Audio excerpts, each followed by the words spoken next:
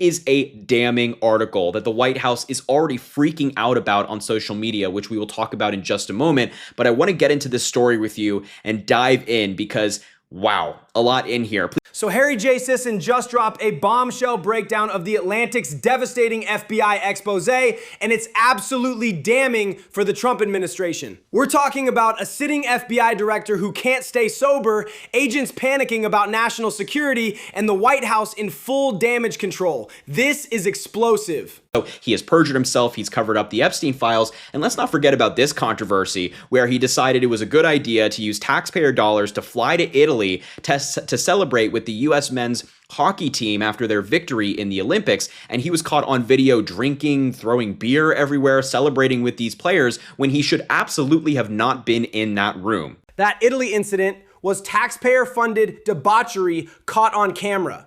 Even Trump was reportedly embarrassed enough to personally call and scold his own FBI director. When you've lost Donald Trump on professional standards, you've hit rock bottom.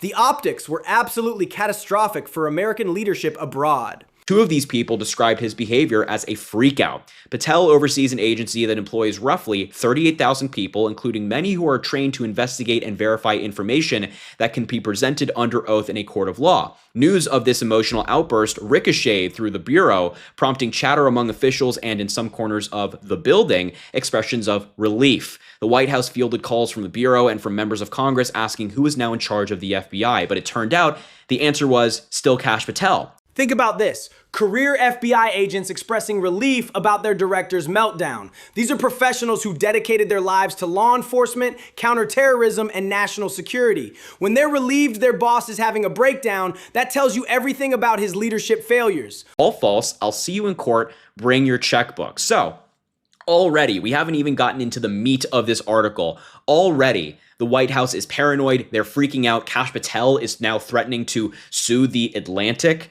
for publishing this because apparently it's so false, yet he wants to take them to court for it. Interesting. The contradiction is glaring. If it's all lies, why threaten lawsuits? The Atlantic has Pulitzer-winning journalists with ironclad sourcing. This legal threat is classic authoritarian playbook. Attack the messenger when you can't dispute the facts. It's intimidation masquerading as confidence. He is erratic, suspicious of others, and prone to jumping to conclusions before he has necessary evidence. And this is according to a number of people that were interviewed for this article. They said that the problems with his conduct go well beyond what has been previously known and include both conspicuous inebriation and unexplained absences. His behavior has often alarmed officials at the FBI and the Department of Justice, even as he won support from the White House for his eager participation in Trump's effort to go after his political enemies. Several officials told me that Patel's drinking has been a reoccurring source of concern across the government. This goes beyond incompetence. It's a national security crisis. The FBI director being drunk and paranoid while we face threats from Iran, Russia, and China is terrifying. These aren't TV show antics anymore. They're real-world consequences affecting American safety and intelligence operations. This administration is full of incompetence, and so when we're learning stories about Patel drinking on the job, or Pete Hegseth drinking on the job, or these variety of scandals that have plagued these Trump administration officials, it's not exactly surprising because they're not built for this. They're not built for this field. They're not built for public service. They're built for going on Fox News, towing the party line, saying whatever is written on their teleprompter, and getting out of there, going to the bar down the street with their other colleagues and having a drink. That's what they're built for. They're not built for public service. Kash Patel is not built for public service. Are you kidding me? Exactly right. This administration turned governance into reality TV.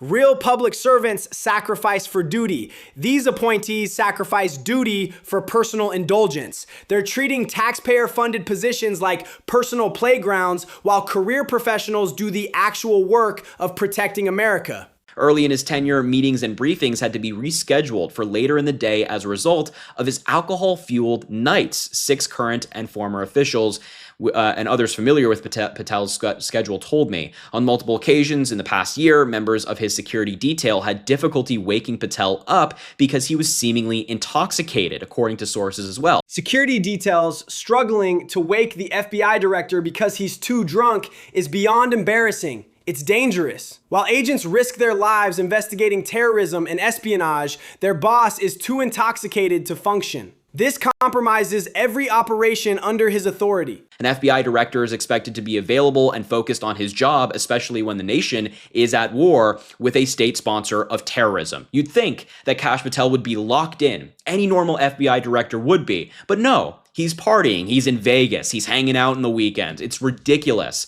The timing makes this even worse. With Iran launching attacks and escalating regional tensions, America needs laser-focused intelligence leadership. Instead, we have a director partying in Vegas while adversaries exploit our vulnerabilities. This is dereliction of duty during wartime. The department's inspector general has warned that off-duty alcohol consumption can not only impair employees' judgment, it can also make them vulnerable to exploitation or coercion by foreign adversaries, which is almost intuitive, you'd think, but with Kash Patel, no, he doesn't care. The counterintelligence implications are staggering.